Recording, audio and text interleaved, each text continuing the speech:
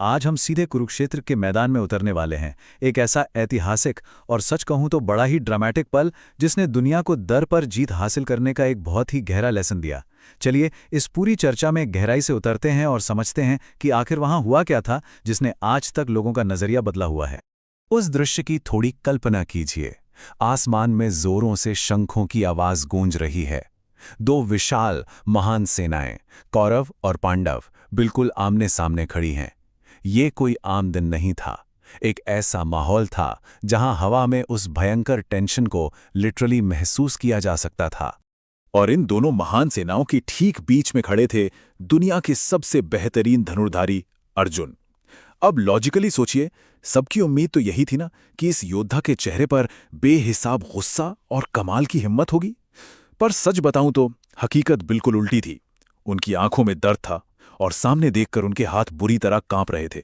लेकिन अचानक इस डर की वजह क्या थी?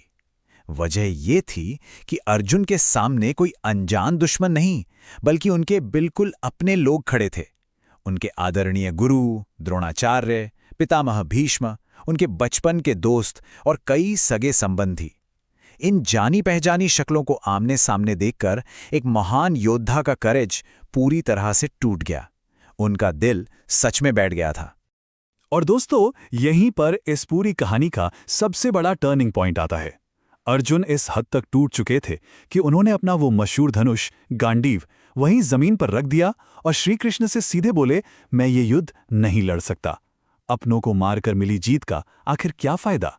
सोचिए, एक टॉप क्लास योद्धा का ऐसी रणभूमि पर ऐसी निराशा भरी बात कहना किसी को भी पूरी तरह हैरान कर देगा। इस वक्त अर्जुन की सांसें बहुत तेज चल रही थी। उनका दिमाग पूरी तरह से कंफ्यूजन और इनसिक्योरिटी से भर चुका था। डर इस लेवल पर डीप था कि वो प्रैक्टिकल होकर सोचने समझने की शक्ति ही खो बैठे थे। ये पर्टिकुलर पल हमें एक बहुत रियल बात सिखाता है। इंसान चाहे कितना भी पावरफुल क्यों ना हो, उसकी खुद की फीलिंग्स और उसके अंदरूनी डर कभी भी उसे जकड़ सकते हैं। लेकिन इस एक्सट्रीम तनाव के बीच एक बिल्कुल अलग ही एनर्जी वहां मौजूद थी। श्री कृष्ण बिल्कुल शांत थे और हल्के से मुस्कुराए। उनकी आवाज में एक अजीब सा ठहराव था। उन्होंने अर्जुन को देखा और धीरे से बोले, अर्जुन, तुम युद्ध से नहीं बल्कि अपने डर से हार रहे हो। पॉइंट समझ रहे हैं आप? असली दुश्मन वो सामने खड़ी फौज थी ही नहीं, बल्कि अर्जुन के अपने दिमाग पर हावी हो चुका उसका खुद का डर था। इस पर अर्जुन ने बेहद दुखी होकर एक ऐसा सवाल पूछा जो एक्चुअली हम सभी अपने सबसे मुश्किल दौर में कहीं ना कहीं पूछते ही हैं। लेकिन अगर मैं हार गया तो? अगर सब खत्म हो गया तो? ये स्टेटमेंट उस यूनिवर्सल फीलिंग को दर्शाता है, उस फेलियर के डर और वर्स्ट केस सिनारियो वाली उस घबराहट को जो किसी को भी अपना अगला कदम उठाने से पहले ही रोक देती है। तब श्री कृष्णा ने ह्यूमन नेचर की सबसे बेसिक प्रॉब्लम को पॉइंट आउट किया। उन्होंने समझाया कि इंसान की सबसे बड़ी गलती होती है रिजल्ट, यानी नतीजे के बारे में जरूरत से ज्यादा सोचना। देखिए, जब हमारा फोकस सिर्फ इस बात पर अटक जाता है कि हम जीतेंगे या हारेंगे, तो हमारा पूरा ध्यान अपने असली एक्शन और जिम्मेदारी से पूरी तरह भटक जाता है। और यहां से निकल कर आता है वो अमर ज्ञान जो इस पूरी परेशानी का अल्टीमेट सॉल्यूशन है, जिसे निष्काम कर्मा कहा गया है। श्री कृष्णा क्लियरली कहते हैं, तुम्हारा अधिकार सिर्फ कर्म पर है, फल पर नहीं। इसका बहुत ही सीधा सा मतलब है कि एक इंसान का 100% कंट्रोल सिर्फ और सिर्फ उसकी मेहनत और कोशिश पर होता है। फाइनल रिजल्ट पर उसका कोई बस नहीं चलता। श्री कृष्ण की बातें बिल्कुल क्रिस्टल क्लियर थीं। अपना कर्तव्य निभाना है और जीत या हार की चिंता को दिमाग से पूरी तरह निकाल फेंकना है। जब कोई इंसान रिजल्ट के इस भारी बोझ को अपने कंधों से उतार देता है ना, सच मानिए सिर्फ तभी वो पूरी आज़ादी और अपनी मैक्सिमम कैपेसिटी के साथ किसी काम को कर पाता है। चलिए इस लॉजिक को थोड़ा और आगे ले चलते हैं। इस प्रोफाउंड विचार का निष्कर्ष ये निकलता है कि जो इंसान पूरी ईमानदारी से सिर्फ अपने कर्म पर ध्यान देता है, उसे दुनिया की कोई भी ताकत नहीं हरा सकती। क्यों? क्योंकि सच्ची हार तो हमेशा मन के अंदर होती है। अगर आपका कर्म सच्चा है तो आप अपने आप में इनविंसिबल बन जाते हैं, एक ऐसी शक्ति जिसे बाहर का कोई भी नतीजा तोड़ नहीं सकता। खैर, सोचिए इन गहरे शब्दों का असर अर्जुन पर क्या हुआ होगा। वो बिल्कुल चुप होकर शांति से श्री कृष्ण की बातों को एब्जॉर्ब करते रहे। और इस प्रोसेस में उनके अंदर एक स्टेप बाय स्टेप शिफ्ट आया।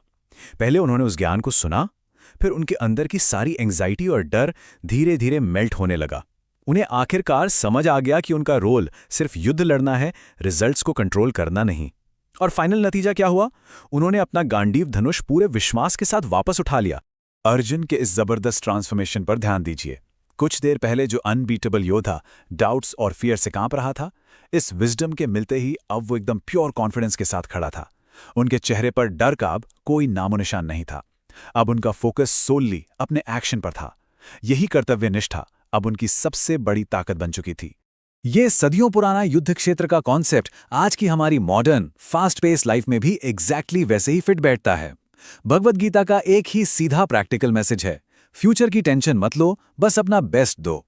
चाहे आप किसी भी चुनौती, किसी भी चैलेंज का सामना कर रहे हों, आने वाले कल का ओवरथिंकिंग छोड़कर आज के एक्शन में अपना 100% लगा देना ही सबसे असरदार समाधान है। और इस डीप एनालिसिस से जो सबसे एम्पावरिंग बात निकल कर आती है वो ये है कि जब एक व्यक्ति पूरी ईमानदारी और निष्ठा के साथ अपनी मेहनत करता है तो सक्सेस को भी आखिरकार उसके पास आना ही पड़ता है। सफलता एक नेचुरल बाय प्रोडक्ट बन जाती है जब आप पागलों की तरह सिर्फ रिजल्ट्स के पीछे भागना छोड़ देते हैं। तो आज की इस चर्चा को खत्म करने से पहले एक बड़ा सवाल हम सभी के दिमाग में आना चाहिए।